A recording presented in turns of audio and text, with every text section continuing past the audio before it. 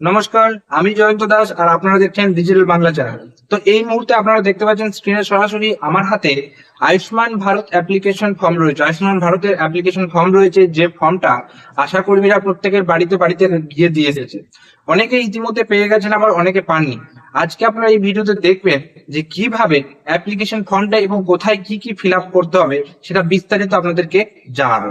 আমি এটা আপনাদেরকে স্ক্রিনে সরাসরি দেখাতে পারছি না, কারণ ইউটিউবের রুলস এন্ড রেগুলেশন অনুযায়ী আমি যদি এটা আপনাদেরকে সরাসরি এখন স্ক্রিনে দেখিয়ে মানে একদম ফিল আপ করে দেখাই, তাহলে ইউটিউব আমার ভিডিওটা ডিলিট করে দেবে, আপনাদের কাছে পৌঁছাবে না। যেটা আমি আগে করলাম, কিন্তু দেখলাম ইউটিউব রিমুভ করে দিচ্ছে ওদের সিকিউরিটি রিজনের জন্য। তাই আমি আপনাদেরকে ফর্মটা দেখে একদম সেম টু সেম ডিটেলস যা লেখা রয়েছে সেটা বলছি, আপনারা মিলিয়ে নেবেন এই ফর্মটাই বটে কিনা। প্রথমেই রয়েছে আয়ুষ্মান ভারত প্রধানমন্ত্রী জন আরোগ্য যোজনা। আপনারা দেখতে পাবেন ওপর দিকে হিডিং লেখা আছে, স্ক্যানার আছে, একদম অরিজিনাল ফর্ম রয়েছে আমার হাতে। এখানে আপনাদেরকে বলে রাখবো, এখানে কিছু ডিটেলস আগে থেকে প্রিফিল রয়েছে, অর্থাৎ আগে থেকে ফিল আপ করা আছে। কি কেন ফিল আপ করা আছে এটা আপনাদের মনে প্রশ্ন আসতেই পারে। আপনারা যারা যারা ডাব্লিউবি সোশ্যাল রেজিস্ট্রি অর্থাৎ অন্নপূর্ণা ভান্ডারের জন্য আবেদন করেছিলেন, যখন ফর্ম ফিল আপ করেছিলেন অনলাইন হোক বা অফলাইন, সেই ডাটাগুলো কিন্তু এখানে কিন্তু অলরেডি প্রিফিল্ড রয়েছে। সেই ডাটাগুলো যেগুলো আপনারা ফিল আপ করছেন সেগুলো এখানে রয়েছে। এবার আপনারা সেগুলো চেক করে নেবেন।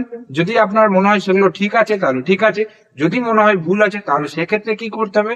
অবশ্যই সেক্ষেত্রে আপনাকে কিন্তু যখন আপনি আশাকর্মীর কাছে এই ফর্মটা ফিল আপ করে জমা দেবেন, তখন তাকে জানাতে হবে আমার এই জায়গায় ভুল রয়েছে। এবার সেটা তার কাজ, কিভাবে সে ঠিক করে দেবে সেটা কিন্তু সে বুঝে নেবে, আপনি শুধু তাকে ইনফর্ম করে দেবেন। তো এখানে প্রথমে দেখতে পাচ্ছেন ডেট, আপনার ডেটের এসব কিছু দেওয়ার দরকার নেই, ঠিক আছে। এখানে কিন্তু বেশিরভাগ ডিটেলস আধার কার্ড, যে অ্যাপ্লিকেন্ট মানে একটা জিনিস বলে রাখি, মানে পরিবারের যতজন সদস্য প্রত্যেকের নামে কিন্তু ফর্ম আছে, যেমন ভোটার কার্ডে ছিল প্রত্যেকের নামে ফর্ম আছে, প্রত্যেকটা ফিল আপ করতে হবে। তো যেগুলো ফিল আপ আছে সেগুলো দরকার নেই।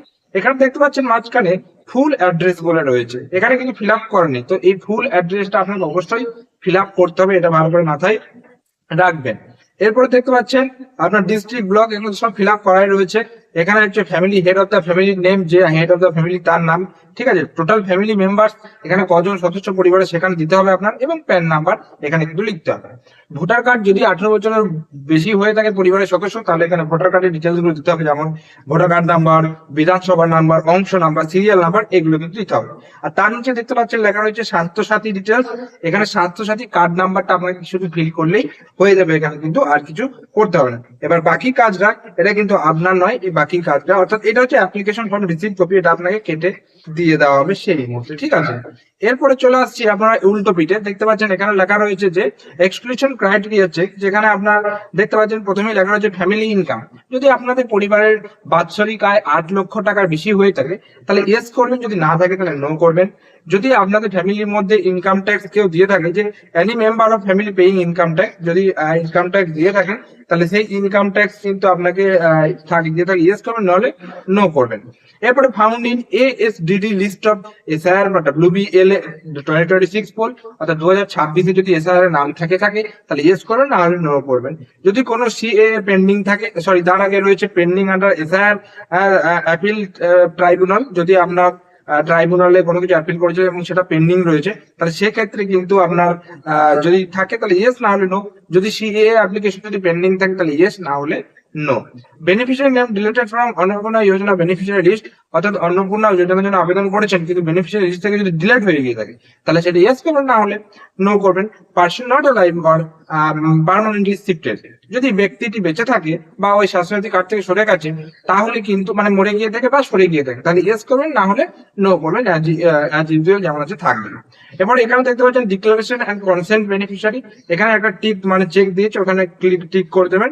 নিয়ে এখানে দেখতে পাচ্ছেন সিগনেচার বা থাম্ব ইমপ্রেশন অফ অ্যাপ্লিকেন্ট, যার এটা ফর্মটা যার নামে, এটা যেমন আমার ফার্স্ট সিগনেচার আমার হেড অফ দ্য ফ্যামিলি মানে আমার বাবার নামে, তো সেক্ষেত্রে এখানে আমার বাবার সই, তার মানে যার নামে ফর্ম তার এখানে অ্যাপ্লিকেন্টের সই। ঠিক সেই রকম এইভাবে প্রত্যেকটা সদস্যরই একইভাবে কিন্তু আপনাকে করতে হবে, ঠিক আছে। এবং এগুলো তো সই লাস্টে যেমন রয়েছে অ্যাপ্লিকেন্টের সই, সেগুলো সই করে দিয়ে আপনাকে কিন্তু এই ফর্মটার সাথে কি কি জেরক্স লাগবে, যে ডিটেলস গুলো আপনি দিচ্ছেন, Aadhaar card, voter card, PAN card, এই তিনটে ডিটেলস আপনি দিচ্ছেন, তাহলে তিনটে ডিটেলস স্বাস্থ্যসাথী কার্ড, এই ডকুমেন্টস গুলো জেরক্স নিয়ে আপনি কিন্তু চলে যাবেন, আপনার আশা কর্মী যে রয়েছে সে কিন্তু নিয়ে নেবে আপনার কাছ থেকে, ঠিক আছে। এবং দাদা এবং বাকি কাজ হবে তারা করবে, আপনার কাজ শুধু ফিল আপ করে আশা কর্মীকে জমা দেওয়া, এইটুকু পর্যন্ত। তো আশা করি পুরো ভিডিওর মাধ্যমে আপনাদের বোঝাতে পারলাম। এই বিষয় নিয়ে কোনো যদি প্রশ্ন থেকে থাকে আপনাদের মধ্যে, যে কোনো প্রশ্ন, অবশ্যই নিচে কমেন্ট বক্সে জানাবেন। যদি কোনো রকম মতামত থাকে সেটা কমেন্ট বক্সে জানাতে ভুলবেন না। এবং এই ভিডিওটা শেয়ার করার দায়িত্ব রইলো, মানে আপনারা কিন্তু অবশ্যই শেয়ার করে দেবেন যাতে প্রত্যেকে জানতে পারে। যদি ব্যাংকিং বিষয়ে কোনো প্রশ্ন বা ব্যাংকিং বিষয়ে কোনো রকম সমস্যা যদি আপনাদের হয়ে থাকে, আমি এই চ্যানেলে ব্যাংকিং বিষয়ক এবং বিভিন্ন রকম ইম্পর্টেন্ট ডকুমেন্ট এবং government update related video upload করি, তাই অবশ্যই চ্যানেলটিকে সাবস্ক্রাইব করে রাখতে পারেন যদি চ্যানেলটা ভরসার যোগ্য মনে হয়। তো দেখা হচ্ছে পরে কোনো ভিডিওতে, ততক্ষণ পর্যন্ত প্রত্যেকে সুস্থ থাকুন, ভালো থাকুন, টাটা এবং ধন্যবাদ সকলকে।